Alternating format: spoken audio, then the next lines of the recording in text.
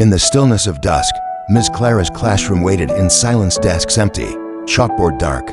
A single desk lamp glowed like a beacon. Then, the door side open. A courier laid down a sleek leather backpack, Tico, its surface warm in the lamplight, while twilight pooled cool through the blinds. Something extraordinary had just arrived. She settled into the quiet, unzipped Tico's zipper, and a soft blue light spilled out. Stacked inside were handwritten essays, each page humming with quiet power. Tiny motes drifted upward, as Miss Clara's face lit with wonder and a growing sense of responsibility. The first sheet floated free. "I feel invisible at home." The words glowed against the dusk-dark classroom, and Miss Clara's eyes widened. How had she never noticed this boy's silent cry? Next came a second confession. "I pretend I'm perfect so nobody asks." A girl forced a brittle smile behind her desk, the glow of her essay revealing the mask she wore each day. And then the third note, "If I disappeared, no one would care." A boy shrank against his chair, the warm light of his floating page contrasting with the cold ache in his chest.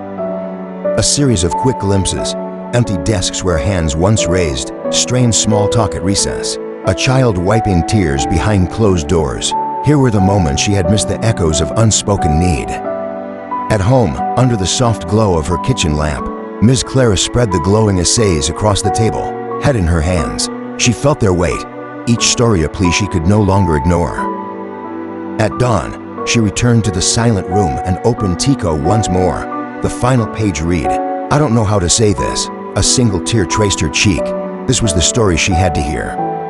Instead of distributing final exams, she lifted the stack of papers, ripped each one in two. Sunlight brightened the room as students gasped. No more silent suffering. No more waiting. Miss Clara stepped forward, eyes bright with compassion. "No more math," she announced. "Today, we write how we feel." A quiet halo of light framed her promise. The room held its breath. Then one student lifted her pencil, tentative but determined. The tip touched paper and that page began to glow.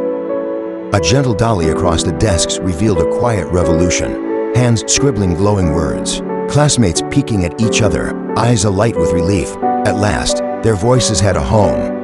Tears fell not in silence, but in company. A boy sniffled as a classmate offering a tissue.